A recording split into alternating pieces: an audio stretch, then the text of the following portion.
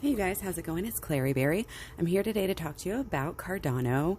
We're going to look at the 18th through the 22nd of August for ADA. So let's get started. We're going to have the start of Mars trine natal Pluto. Well, I guess we already had this on the 17th, so we're going to be dealing with this for a while. And this is some of that good, ambitious, driven energy, a lot of change, a lot of kind of there's a little bit of uncertainty coming through.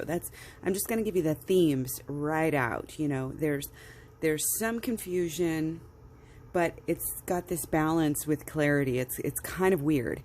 It's like almost like a paradoxical time here. So getting back into it, on the 18th, we have the start of Mercury trine natal Pluto, and that's going to be some of these deeper, thoughts and feelings coming up.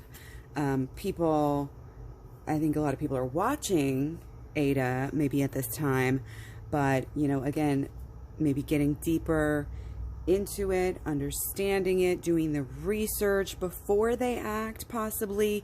I really feel like the 18th here is going to be a little bit sideways. It could be a little bit up, but I don't think it's going to do anything huge, especially because we have Mars opposite natal Neptune also peaking on the 18th, and that is kind of this resting relaxation. Then we get a 10 of Pentacles, so maybe towards the 19th. Actually, yeah, the 19th, here's what we have. We've got a couple of more issues that are coming up with Sun, sesquiquadrate natal Pluto.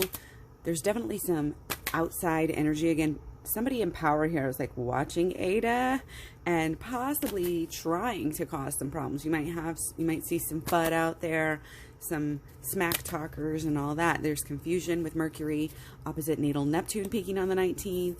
Again, the 19th is the start of Sun, sesquiquadrate natal Pluto, those outside issues.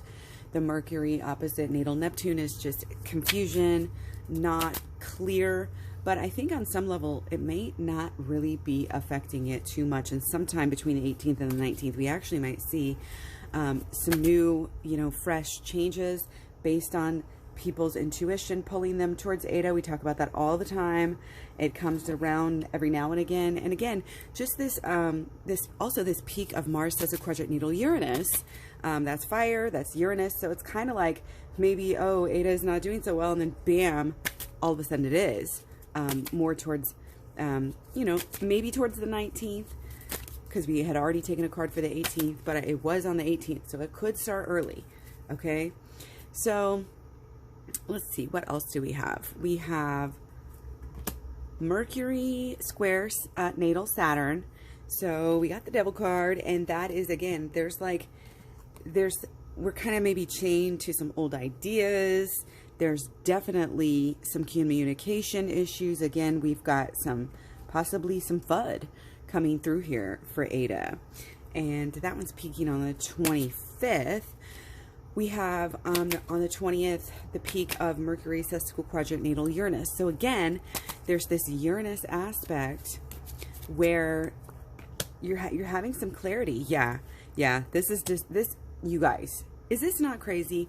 This reading is very flip-floppy. You see how there's a couple of good, well, really, it's like there's a couple of maybe not so great aspects, and then there's maybe some better better one or two sprinkled in there. But these, I think, just seeing is how these better aspects are, again, like Uranus, it's still going to be doing something. We've got the 10 and the King amidst all of these issues, amidst these problems, amidst, a lot of people, I think, just thinking in the old school ways. They're not willing to give up. Really, this is the businessman. Look how he's wearing a suit. They don't want to give up what they've had. They don't want to let Ada take over. The elite's going to do what they can, and I think they really are here, because I think they're starting to see, oh, maybe we shouldn't fight Bitcoin so much. Maybe we need to fight Ada.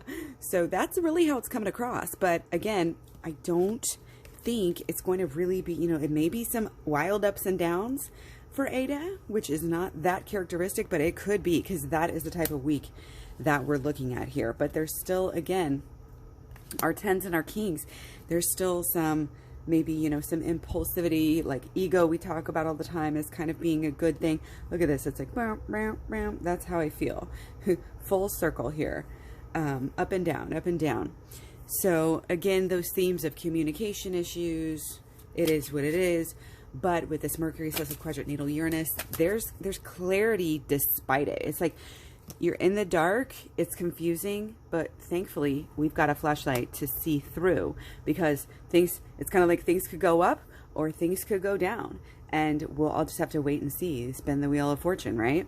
I know this, you know, these readings are not the best because they're not clear, but and y'all want me to like spell it out for you. Really, you have to learn to use your own intuition. People can't, like, if you're trusting somebody to give you all the answers down to a T, then, you know, it's just not what life is about. And again, everybody's reality is different in a way. So there's also that. We're all meeting together, you know, in the box, but there's a lot that goes on outside of the box. So there's this energy, you know, of freshness, newness, and that is a theme. Again, the 20th, guys, yeah, that might be a good one, because even though we're starting that Mercury square Saturn with Mercury sextile quadrant natal Uranus, boom, that could be straight up here, straight up position of power, doing the work, putting the work in. And it could be really good, you know, to have that burst of clarity to get through some of that FUD, fear, uncertainty, and doubt. And then that Sun trine natal Uranus as well, peaking on the 20th. Again, it just adds to those elements of freshness, newness, and also learning. Yeah, these really, you know, in order to break the chains, we've got to have these revelations, and we've got to, you know, get to a deeper, again, hence the all the Pluto in there. Getting to a deeper, that remember that Mercury trine natal Pluto was taking us deeper into our learning and communication, and that was just starting on the 18th. So all of that, you know, knowledge, it's like, yeah, we're literally cutting through the disinformation and the confusion. So, and once we kind of break through, I think the 20th might be a little bit of a breakthrough day there with these, you know, with this learning. Because, yeah, Sun trine natal Uranus, there's going to be, again, kind of awakenings, new outlooks, new feelings, and new dealings, new feelings and dealings. Okay, so let's talk about the 21st through the 30th, peaking on the 26th. I know I'm going out a little bit. We'll talk about this more, but there's an energy of Venus in conjunct natal Neptune. This is another one of those aspects that can kind of go either way, but we have the star in reverse. This is that continual manifestation. It's not drying up here. It's performing, it's standing out. And again, we'll talk about that more on the 20, or a little bit closer to the 26th when it peaks. And then the 27th, we have the peak of Mercury conjunct natal Sun. We still have kind of this clarity, very alert, very sharp sort of energy, and this is again starting on the 22nd. So we're going to just be starting to feel some of this energy where things are even getting more clear, and it really, you know, again, the insights and the intuition that we've had is really, really helpful. And so we're going to be going into a time where, you know, the more mastery and the more accomplishments that Ada is going to have, and the more like regular, you know, this being supported regularly, being loved regularly, and staying, you know, not just having these bursts of Uranus passion, new freshness, but that's more like our new normal. So yeah, it is what it is. Again, a little bit up and down, but the 20th looks pretty darn great. So much love, many blessings. Take care. I'll talk to you guys soon. Bye.